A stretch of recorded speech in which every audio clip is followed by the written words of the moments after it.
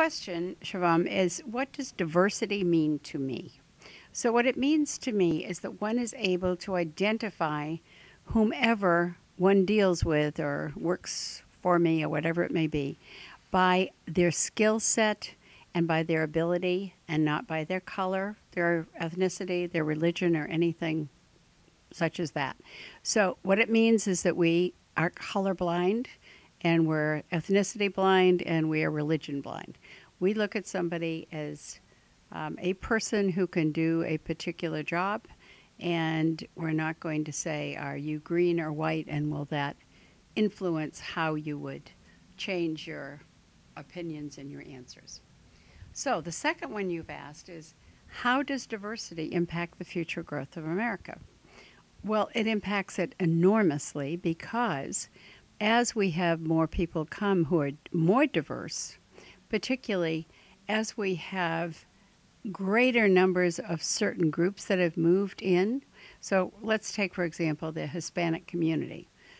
And in California, the Hispanic community is a very fast-growing community and one that is beginning to assert themselves politically very strongly, particularly starting in the southern part of California. In the northern part, particularly in my district where I am, we have seen a growth of the Asian American community that is dramatic. So as that group grows, they bring their ideas, their thoughts, and so forth.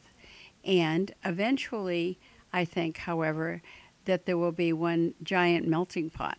So I'll give you an example of how this has existed in another part of the country. I grew up in the Northeast.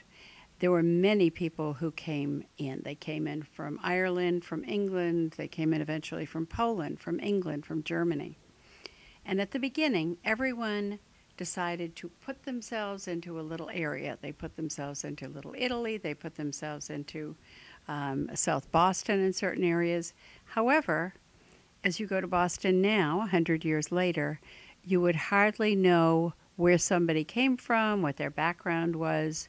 You would know very, very little of this. In my family, my sister married somebody Japanese, so her children are half Japanese. It begins the process of, in some ways, one might think of it as diluting. I think of it as enhancing, and everyone comes out the better for mixing us all together, if you will. So, what have I done specifically to encourage or discourage diversity? I don't know as I've done anything to discourage it, maybe not even to encourage it. I think what I have done is accepted it and given it as just a part of our life. If you look at my staff, you're going to see that one person's Korean, another person has a Hispanic background, somebody else has a Filipino background. We have many different backgrounds. We even have a couple of people who are just plain old Caucasian. But in this office, and as you look along the whole corridor here, one of the offices is primarily Hispanic, and almost everyone in that office can speak Spanish. That is that's the ethnic makeup of that particular district. So, is our economic climate being affected by diversity? Absolutely, and I think for the better. I think there's no question. And how do I think diversity is impacting Silicon Valley and its dominance in the world of technology? That's a great question. And I think all one would have to do is look at the latest Fortune magazine, look at a whole variety of things. Who is heading up the Fortune 100s, the Fortune 500s, and you'll notice that an Indian woman is heading up one of the most major companies in the world. So what we see and what they've identified, and I'm going to pick out one particular group in particular just because that one jumps to mind, but there is no question that the Indian factor, the Indian, not American Indian, the India factor in the world of technology is a very strong, has great dominance. I don't know why. I'd have to ask someone who is Indian why that happens to be the case.